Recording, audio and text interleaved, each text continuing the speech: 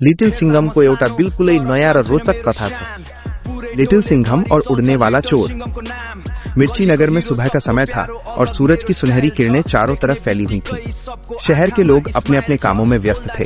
तभी अचानक आसमान में एक अजीब सी चीज दिखाई दी। वो एक आदमी था जिसके कंधों पर चमकीले पंख लगे हुए थे और वो तेजी से उड़ रहा था।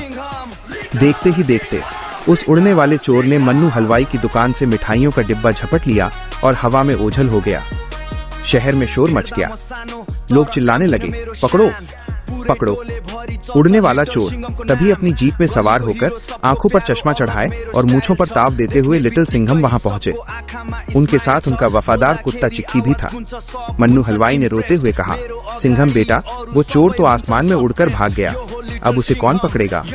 लिटिल सिंघम ने मुस्कुराते हुए कहा, फिक्र मत कीजिए मन्नू काका, जब तक लिटिल सिंघम यहाँ है कोई भी अपराधी आसमान की ऊंचाइयों में भी नहीं छिप सकता। लिटिल सिंघम ने गौर से जमीन पर देखा। वहां कुछ चमकीले नीले पंख गिरे हुए थे। उन्होंने चिक्की को वे पंख सुंघाए। चिक्की ने अपनी तेज नाक से गंध पहचानी और जंगल की ओर दौड़ने लगा। लिटिल सिंघम भी उसके पीछे पीछे भागे। जंगल के बीचों बीच एक बहुत ऊंचा पेड़ था जिसके ऊपर वो चोर बैठा हुआ आराम से मिठाइयां खा रहा था। चोर ने लिटिल सिंघम को देख लिया और हंसते हुए बोला, तुम मुझे नहीं पकड़ सकते सिंघम, मेरे पास उड़ने वाले जादुई पंख हैं। उसने फिर से उड़ने की कोशिश की, लेकिन लिटिल सिंघम ने अपनी फुर्ती दिखाई। उन्होंने पास पड़ी एक मजबूत लता को पकड़ा और पेड़ की टहनी पर झूलते हुए चोर की तरफ छलांग लगाई। हवा में ही लिटिल सिंघम ने चोर की टांग पकड़ ली। चोर घबरा गया और उसके पंख फड़फड़ाने लगे। लिटिल सिंघम ने अपनी ताकत का इस्तेमाल किया और चोर को जमीन पर सुरक्षित तरीके से उतार लिया। जैसे ही वे जमीन पर आए, लिटिल सिंघम ने उसके नकली पंख निकाल दिए। वो चोर असल में एक चालाक वैज्ञानिक था जिसने चोरी करने के लिए ये पंख बनाए थे। लिटिल सिंघम ने चोर को चेतावनी देते हुए कहा, तुम्हारी अक्ल और ये पंख अच्छे काम के लिए होने चाहिए थे, चोरी के लिए नहीं। अब तुम्हें इसकी सजा मिलेगी। चोर को पकड़कर लिटिल सिंघम वापस मिर्ची नगर आए। सभी लोग बहुत खुश हुए और लिटिल सिंघम की बहादुरी की तारीफ करने लगे।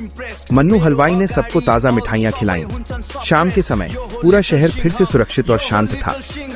लिटिल सिंघम ने एक बार फिर साबित कर दिया कि बुराई चाहे कितनी भी ऊपर उड़ ले, सच्चाई के पंजे से नहीं बच सकती।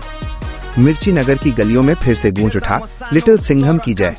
लिटिल सिंघम और उड़ने वाले चोर की कहानी का अगला और रोमांचक भाग है। सही लिटिल सिंघम ने चोर को जमीन पर उतारा। उस चालाक वैज्ञानिक ने हार नहीं मानी। उसने अपनी जेब से एक छोटा सा यंत्र निकाला और उसे दबा दिया। अचानक चारों तरफ घना काला धुआं फैल गया।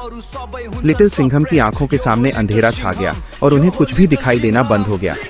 चोर ने इस मौके का फायदा उठाया और अपने पंख फड़फड़ाते हुए फिर से आसमान की ओर बढ़ने लगा। लेकिन चिक्की बहुत होशियार था। धुएं के बावजूद उसने अपनी तेज सुनने की शक्ति से पहचान लिया कि चोर किस दिशा में उड़ने की कोशिश कर रहा है। चिक्की जोर जोर से भौंकने लगा और चोर के जूतों की तरफ झपटा। चोर का संतुलन बिगड़ गया और वो हवा में डगमगाने लगा। इतने में लिटिल सिंघम ने अपनी सूझबूझ दिखाई। उन्होंने अपनी वर्दी से एक लंबी और मजबूत रस्सी निकाली। उन्होंने बिना कुछ देखे केवल आवाज की दिशा का अंदाजा लगाया और पूरी ताकत से रस्सी ऊपर की ओर फेंकी। रस्सी का फंदा चोर के जादुई पंखों में जाकर मजबूती से फंस गया। लिटिल सिंघम ने एक जोरदार झटका दिया और चोर धड़ाम से जमीन पर आ गिरा। जैसे ही धुआं कम हुआ, चोर जमीन पर बेबस पड़ा था और उसके चमकीले नीले पंख पूरी तरह से टूट चुके थे। लिटिल सिंघम ने उसकी ओर बढ़ते हुए गरज कर कहा, तुम्हारी चालाकी मेरी हिम्मत और सच्चाई के आगे कुछ भी नहीं है। अब खेल खत्म हुआ। लिटिल सिंघम उस चोर को पकड़कर मिर्ची नगर के मुख्य चौक पर ले आए। शहरवासी ये देखकर दंग रह गए कि आसमान में उड़ने वाला कोई भूत या जादूगर नहीं, बल्कि एक साधारण इंसान था जिसने मशीनों का गलत इस्तेमाल किया था। वो वैज्ञानिक बहुत शर्मिंदा था। उसने सबके सामने कान पकड़कर अपनी गलती मानी और वादा किया कि वो अब से अपनी बुद्धि का उपयोग लोगों की भलाई और नई खोजें करने में करेगा, चोरी करने में नहीं। मन्नू हलवाई ने खुश होकर लिटिल सिंघम को अपने हाथ की बनी ताज़ा और स्वादिष्ट मिठाइयाँ खिलाईं। चिक्की को भी इनाम में बहुत सारा प्यार मिला। जैसे ही सूरज ढलने लगा, मिर्ची नगर की शांति पूरी तरह से लौट आई। लिटिल सिंघम ने अपनी मूंछों पर ताव दिया और गर्व से कहा, जब तक सच्चाई का साथ है, बुराई की हार पक्की है।